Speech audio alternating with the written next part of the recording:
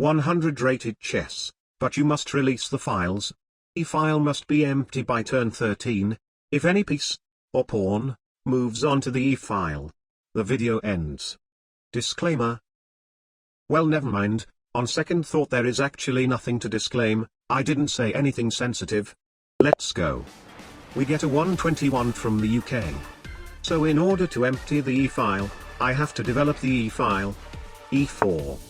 For those of you who don't know, this is the E-file. You don't have to memorize it, it has a letter E right here, and I have to empty this file by move 13. E5. D4. Putting up my D-pawn to derail the opponent's C-pawn away from the E-file. He didn't take. Well, but that knight is obviously going to recapture in case I take his pawn, which is actually also completely fine. D takes C5. Okay, now take that pawn back, there is nothing to think about. Oh my god, if he doesn't take back then this game may actually be doomed. Yes. F4. Queen H4 check. Very aggressive. G3. Queen G4. Aha. I see. This guy's baiting me to take his knight thinking that he'll then trade queens and I win a piece. But in fact if I take his knight then there is Queen E4 forking my king and rook. That is very funny. I guess this guy has already used this tactic multiple times and got many wins with it. Bishop E2 instead. Okay, unfortunately this adds another piece to the E-file, but it's alright, a piece is a lot easier to remove than a pawn. Queen E6. Somehow while trying to empty the E-file now it is almost full. F takes C5. Queen takes C5. Thank you. Knight F3. Take the other pawn too please. You can do it. Yes. Okay, now move your own queen away from that file, Knight C3. He moved directly backward. Okay, that is not very convenient, it is almost move 13 and this file is still very crowded. I'll remove my king first. Queen B6 check. Okay, at least he voluntarily removed his queen.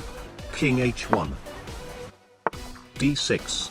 Okay, we don't have much time left and I have to do something to remove his king. Bishop C4.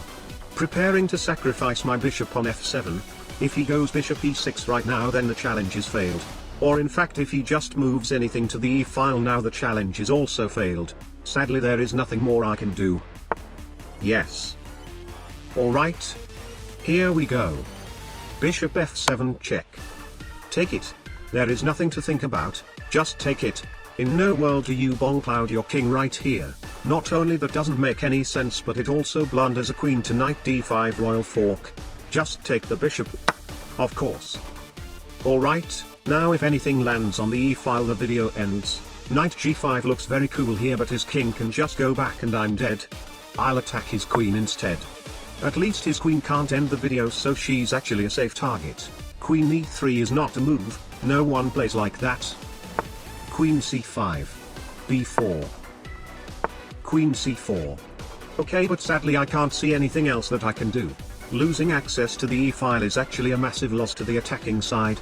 Bishop G5.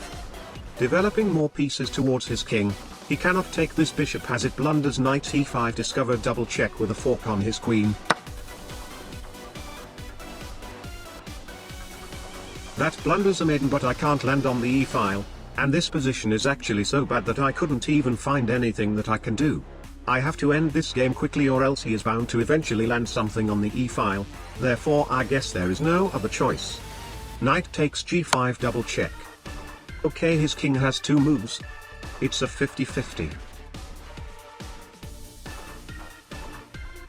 Exactly. Okay, now I have to find a quick checkmate. Knight F4 looks like the most promising move but if he somehow decides to go back then that is an absolute catastrophe. Queen F3 instead. At least this maintains preventing his king from coming back. And I mean just take my knight. It's free, and even if he doesn't take my knight here, of course he's not just gonna randomly develop anything to the E-file as saving the king is obviously a much more urgent matter at the moment. Right?